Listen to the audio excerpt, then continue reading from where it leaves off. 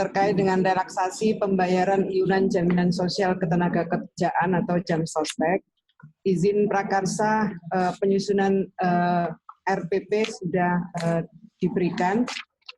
Berikutnya kami akan menuntaskan bersama dengan kementerian dan lembaga yang lain.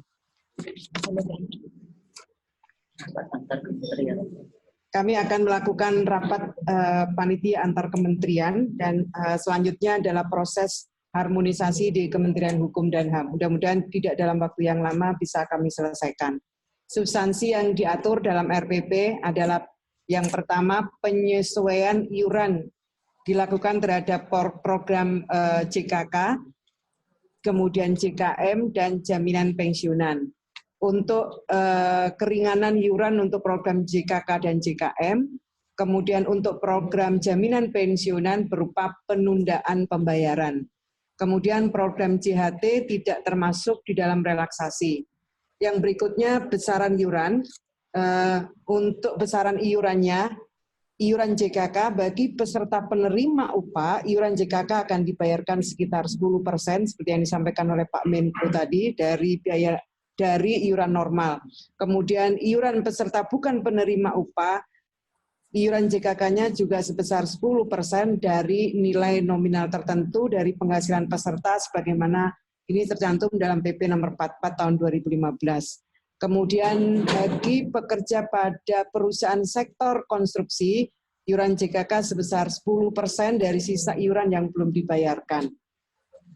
Kemudian iuran JKM bagi peserta penerima upah, iuran JKM hanya akan dibayarkan 10% dari iuran normal. Kemudian bagi peserta bukan penerima upah, iuran JKM sebesar 600.000 setiap bulannya. Kemudian bagi pekerja pada perusahaan sektor jasa konstruksi, iuran JKM sebesar 10% dari sisa iuran yang belum dibayarkan. Kemudian yang berikutnya mengenai iuran JP atau jaminan pensiun. Ini tadi seperti saya sampaikan berupa penundaan pembayaran. Jadi sebagian iuran jaminan pensiun ini tetap dibayarkan sebesar 30% dari kewajiban iuran paling lambat tanggal 15 bulan berikutnya. Kemudian sisa iuran JP-nya sebesar 70% dapat dibayarkan sekaligus atau bertahap sampai bulan Oktober 2020. Kemudian dalam PP ini juga mengatur tentang penyesuaian iuran untuk pertama kali dimulai pada bulan April dapat diperpanjang selama 3 bulan. Sebelum perpanjangan 3 bulan, kami akan melakukan evaluasi terlebih dahulu dengan berkoordinasi dengan Menteri Keuangan, DJSN, dan BPJS Ketenagakerjaan. Harapan kami dengan memberikan relaksasi pembayaran iuran Jamsostek ini, teman-teman pengusaha dapat memenuhi kewajibannya untuk membayar THR yang surat edaran tentang ketentuan pembayaran THR ini segera akan kami keluarkan. Per 26 April 2020, PMI yang pulang sejumlah 88.759. Mereka berasal dari Malaysia, Hong Kong, Singapura, dan negara lainnya.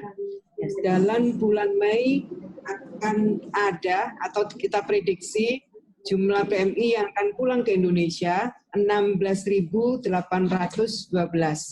Kemudian karena kita menunda sementara penempatan PMI di luar negeri, ada 34.644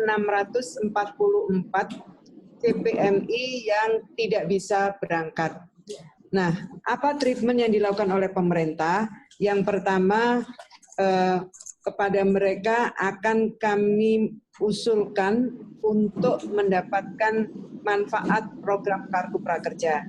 Sedang dalam proses berkoordinasi dengan P3MI atau PJTKI agar mereka secara mandiri melakukan pendaftaran kepada PMU.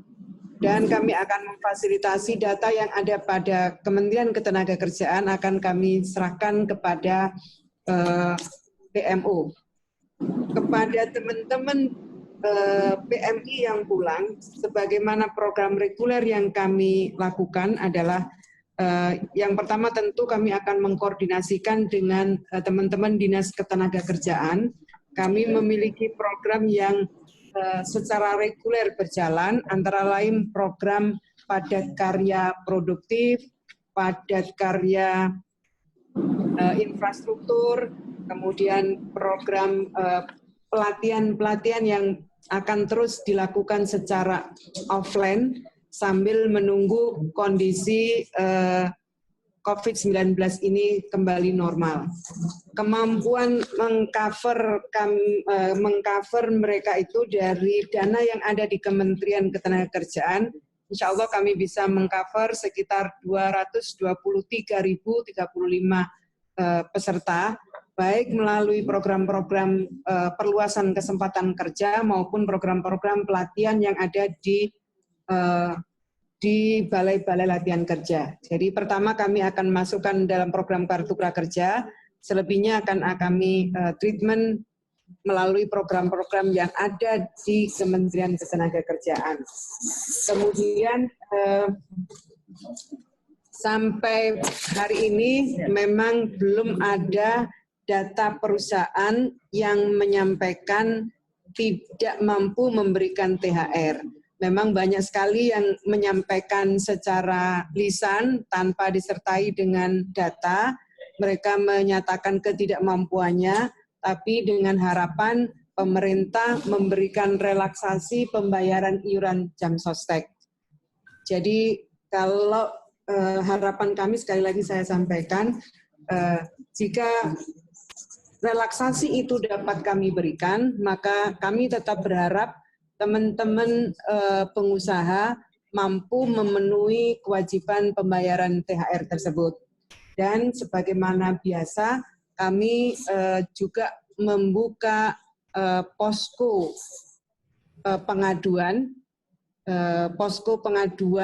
bersama dengan Dinas Ketenagakerjaan seluruh Indonesia untuk memantau pembayaran THR yang selama ini juga berjalan pada umumnya. Kemudian di samping itu terkait dengan